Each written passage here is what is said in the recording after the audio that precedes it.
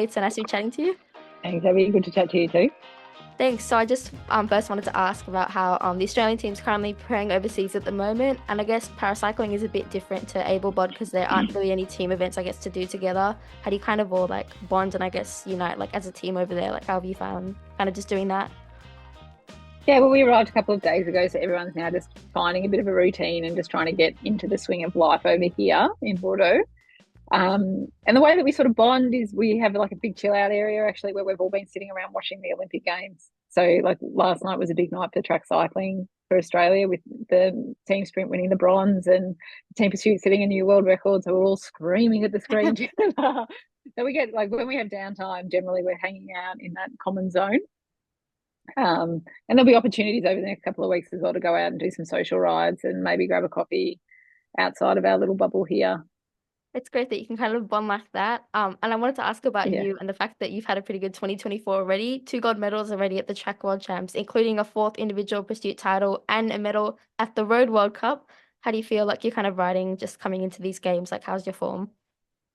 I think my form's pretty good. I definitely feel like I'm the fittest I've ever been in my life. And I'm definitely like my strength levels are right up there despite, some of the physical challenges I've had over the last couple of months. So I'm feeling pretty good. You never know what can happen on race day and you can't control what other people are going to do, but I feel like I'm in good shape and, I've got a brand new bike for the road TT as well. So that's exciting. And I think that that'll be a bit of a game changer for me, I'm hoping. So it's really given me a lot of confidence coming into this. Yeah, and just in terms of like track and road, like how many events are you actually like doing in total? I'm doing three events. So I've got the track, the individual pursuit on the track is my first event on the 30th. And then I've got the road time trial on the 4th. And then I'll contest the road race on the 6th with no expectations because we're combined with the C5s, but I'll give it a crack and just see what happens. Yeah, give it a crack anyways. And I guess like you are kind of already a Paralympic champion, so like I guess after winning in Tokyo, like do you approach these games like with a different mentality almost, knowing that you've already achieved something, or is it the same? It's a little bit different. It's not like people are always like, oh, is it more pressure coming in as a defending champion? I said I feel exactly the same as I do for everything. I feel pressure at every single event I race because you carry this title, right? But even before I won the Paralympic last time, I was a reigning world champion, world record holder. Everyone just expects that for somehow it's easier for me than it is for anyone else because I come in with these advantages. And it's not, it's actually a lot harder coming in as a favorite because you carry all of the expectation with you. But all I can do is my best. And at the end of the day, if my best is better than everyone else, great. If not, that's life. Like you can't be the Yeah. best forever, like I'm pretty level headed about these things. And as much as I've said 100 times, like I'm super competitive and I want to win everything. If I don't, it's not the end of the world because I've lived through some bad stuff and losing a bike race is not the worst thing that happens to anyone. So I'll Fair survive. enough. So you said you kind of feel like always like a bit of pressure kind of coming into these things, but do you think you like do kind of go really well under pressure? I'm a massive show off. So if someone puts pressure on me and says, I don't know, like, how's this going to go or whatever, like, I'm competitive. So I'll push really hard just to prove someone wrong if they say I can't do something. So my coach sometimes says, I don't know if you can do this just to push me to do it. Um, Smart. but but I think that I love to compete. I love to just go out and give my best, and because I do it not just for myself, I do it for the team of people that have put a lot of time and energy into helping me be as good as I have been. I'll always give my best effort. So Yeah, sounds yeah, good. And I guess yeah, just a bit about like where the games are this time. Obviously your Paralympic debut in Tokyo, it was a very different experience. Like everything was in lockdown. There was like no one in the crowds. Like, yeah. are you just looking forward to like having more freedom in the village, like crowds in the stands? Is there like a specific thing that you're really looking forward to that you couldn't do last time? Actually, the thing that I'm most looking forward to is after the games being able to come home and celebrate with my friends and family because I feel like that was an opportunity lost last time Mm. because we went straight into quarantine for 2 weeks. And Oh I'm from yeah. Melbourne, but I was living in Brisbane at the time. So I didn't even get to go back to Melbourne for months after I won the games. And so I never really got to have that moment of joy and celebration with people. So like initially I was selected for the Road Worlds team and I pulled out of that because I just thought, I really want to make the most of this really unique opportunity. Like irrespective of the result, it'll be a celebration because it's been such a big build up to get to this point, over Yeah. the last 10 years. And I guess just about like this team as well. Like there is like some pretty amazing talent in the women's team. You've got Amanda Reed, Lauren Parker, who we mentioned in the other chat, Alana Yeah. Foster, just to name three of them, I guess. And it's quite like I feel like like wide variety of ages as well. Like, what do you think this kind of just group of women can really achieve in Paris? Oh, I think the women in this team, like we are incredible. Like I think that every female on this team has got capacity to medal. And I think it'll be like an incredible games for us.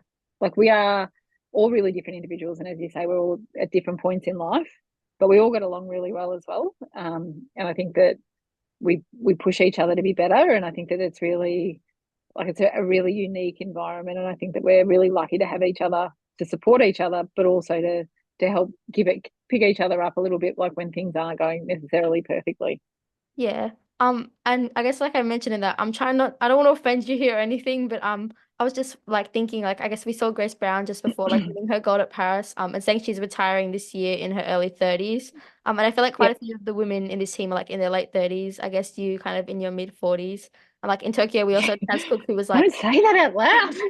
no, you're not old. But we had like Kaz Cook who was in like her 60s, I think, Yeah. which is like pretty incredible. Like, why do you think it is that I guess women on this paracycling team can be so successful at ages where people might not think that they can be? I think that the women that you're talking about that are sort of late 30s, early 40s, I think that we've started sport at a different time in our life, or like so we what like Grace is retiring and she's got her whole professional career ahead of her. She possibly wants to have a family. I'm not sure, but these are things that she'll be considering at this point. Whereas they, like I've had a really long professional career, and a really successful professional career. So that's not something I need to chase at this moment in time. I'm happy to put more energy into my cycling at this stage. I'm past the point of having children. So that's also something I don't have to consider. So I think that having that behind behind you, like Alana's like she's a qualified surgeon. Like we've got all of these people that have had all these amazing life experiences before they've come to this point of elite sport. So I think that then changes what you can do and how long you can do it for. I don't think that age, like physicality of like changes necessarily with your age. I think what deteriorates with time in sport is actually motivation and how much you're willing to sacrifice. Like I've literally compromised every part of my life for this campaign. I Yeah. live in a separate state to my partner. I've lost my job because I had to come to the Paralympics and they didn't want to support. So you give up a lot to do it. And it just depends on how long you can do that for, like within yourself and what you're prepared to what you're prepared to sacrifice effectively and how long you can do it for. It's not sustainable indefinitely in our case because we don't get enormous amounts of funding financially. So at some point you do need to prioritize real life. But for us, that's not at this moment. So So you think if you really do, I guess, want to keep like competing to like an age that people don't think you might, like it's mostly just in the mindset. It's not, I guess, what you're physically like able to do, like anyone can do it. yeah. Well, I look at Sarah's story, who's a few years older than me, and she's hitting PBs all the time. Like she's closer to 50 than she is 40. And Yeah. so I don't think it's a physical thing necessarily. I mean, for those of us that have got degenerative disease, it's a bit different. But I think that it's much more around the like it's a grind mentally and emotionally to do this. Um, and it depends on how you set your system up. So I think if I do end up doing one more cycle, I would change a few things so that it would allow me just to focus on the Paralympics, which I've done actually a really good job of this cycle. I think like our whole plan has been based around the Paralympics rather than World Championships every year, because I think you get stuck in there is a chance that you can get stuck on the treadmill of competition when you're doing this stuff regularly if you're trying to come up every single time you race internationally. Um, but I would also change, like I would make bigger changes to make sure that that really was the focus, and that the first year or two it was just about you know having a better quality of life and getting my health in the best possible shape it can be leading into the next cycle. Yeah, well, it is pretty incredible and inspiring, and it'll be exciting to see how you and the other women go in Paris. Hopefully you can make it back-to-back Paralympic titles as well. Thanks so much for joining me today, Emily. Well, hopefully I'll get them back to back, but also hopefully pick up an extra one, So the one that I see, missed last time. that's the goal, I guess. I'm here today with Jasmine Leeson and her ramp assistant Jasmine here at the Paralympic Boccia team announcement. It's so great to be chatting to both of you. Yeah, thanks for being here, Abby. It's such a special day. Yeah, thanks. Thank you. I just wanted to start by asking last time that you were announced going to Tokyo, it was in the middle of COVID. I think you just finished year 12. What's it like to be here with the media and how different is it? Oh, absolutely. It's such a different experience. I don't think there was anyone at our last Tokyo announcement, so this has been such a special day to have everyone here and have all our supporters here and, people like you that are supporting us along the journey, and to finally be here in the year of Paris is very cool. Thank you. And also this time, how has preparation been different? You've got a different ramp assistant heading into these games? Yeah, it's been great. I think it's been the perfect preparation. I live here in Olympic Park now, so it's a big change from having to drive from Dunedoo, which I did last year. So, I'm training here 4 days a week with Dan, which we were only able to do every second week last year, and, from then behind as well. So being able to train with Dan and Ken and, everyone, the whole team every week is the perfect preparation, and I can't wait to see how we go in Paris. Yeah, well, that's great that you've been able to do that. And I also just wanted to ask how this partnership kind of started in the first place. Maybe I'll go to you, Jazz. So actually Jan posted on Facebook that she wanted someone for the job, and my mum tagged me in the post and just said shame that there's not enough hours in the day, and I was like, well, why not? So I did a meet and greet, and then I quit my job the next day. Oh wow. Are there any specific qualifications, or do you can take it up I guess on the go? Well, she took me without anything, so I think it's a very specific role with ramp operating. Jazz knew nothing about Boccia before starting this, but she's come a long way in that side of things, but there's also a lot more to the job as well. But I think one of the qualifications that I don't mention but is very important is that they must be able to braid. So I always have to have my hair in braids when I play, and Jazz is the one that do it, and thankfully she's very good at that. So that was a big tick. If you hadn't braid, you wouldn't have taken her in? Probably not, but it's fine. It must be I imagine it's kind of frustrating because you have your back to the game the entire time. Is that frustrating at all that you can't watch it live? yeah, more I don't know what's going on. So yeah, and Jam doesn't exactly show much emotion, so I don't know whether we're winning or losing until I can turn around at the end. So yeah, it's a bit frustrating. And Jam, you were with your mum for so long. You're literally her daughter, but just going to another ramp assistant, I guess, does it take a long time to kind of get used to working together? It was a big change for sure, but Mum had done it from the beginning up until about 8 months ago. So having Jazz doing it, it was a great transition, and she's a perfect person for the job. So I was very lucky that it was an easy transition, but yeah, it was a big change for sure, and I think it's for the good in the long run. Yeah, I did also want to ask, you got silver in the doubles at the World Cup in May, and then didn't win the quarterfinals in the singles. What do you kind of take away from that? I guess learn from that, bring it into Paris? Yeah, it was a really tough event. There was only one or two countries there that weren't there, that will be in Paris. So it was a perfect warm-up event, to be honest, and I think it was good to get a gauge of where the level of competition's at, and I think it's definitely given me a lot of pointers on where to train and how to improve. Okay, and also just about last year, the Boccia team was the Team of the Year at the AIS Sport Performance Awards, which is a pretty big deal. What is it about this team and I guess this program that just makes it so good?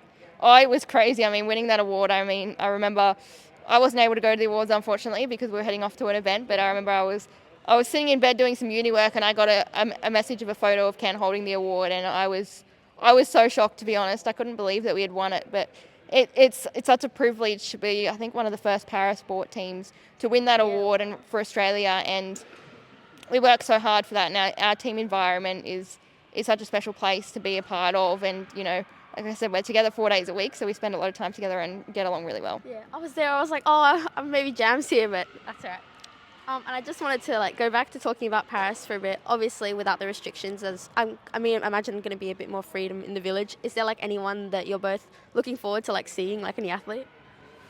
That's a good question. I am a big swimming fan, so I do like Katie Ledecky and Summer McIntosh. So I would be keen to see them for sure. Okay, is there anyone that you're keen to see? Well, I haven't been before, so literally anyone. I'm just excited to be there. It's going to be a pretty cool atmosphere, I guess. Yeah. It's good that these are your first games, I guess, in a way. And there's also something, I saw that there was a mural painted in your hometown, which is pretty cool, and I think you were talking a bit about it before. What's it like to be recognised, I guess, in that way to show that, para-athletes can do amazing things? Yeah, it's pretty crazy, to be honest, and it's pretty big, so it's a little bit weird. But, yeah, it's such an honour, to be honest, to be in my hometown where, everyone supports me, and to be able to go back and have the reveal of that was a very special experience for me, and I'll never forget it for sure. Are you like a local celebrity? No, I wouldn't say that much, but I mean, whenever I get home, I always get the support of, how are you going? Where's your next comp? And, it's just such a comforting feeling for sure. No, that is really cool. And you were at the Oz Fashion Week for the Paralympic team uniform reveal. Like, how cool was it to be a part of that this time? It was cool. When I was invited and they said it was at Fashion Week, I was like, oh, that's something I haven't done before. But yeah, I mean, the uniforms are amazing, and I can't wait to hopefully wear them at the opening ceremony this year. So it'll be a very special experience to have that, because we didn't have that in Tokyo either. So it'll be very cool. Yeah, definitely. And just also, like, you're going to Paris, which is a pretty amazing city to, I guess, go for Paralympics. Is there anything in particular that you both want to do when the games are over, like if you're going to stay there? Eiffel Tower. I just want to go around. I just want to see it. Yeah, I mean, I don't know how much sightseeing we're going to be able to do, unfortunately. We have to head home straight after the games. But honestly, for me, I just want to eat a croissant. Yeah, that's fair enough. If we're going to go somewhere to eat a croissant, it's going to be Paris. Yeah. Well, thanks so much, you two. It was so great to chat to you, and congrats on making the team. No, thanks, Abby. Good to see you. For more from Herway, visit herwaysportsmedia.substack.com.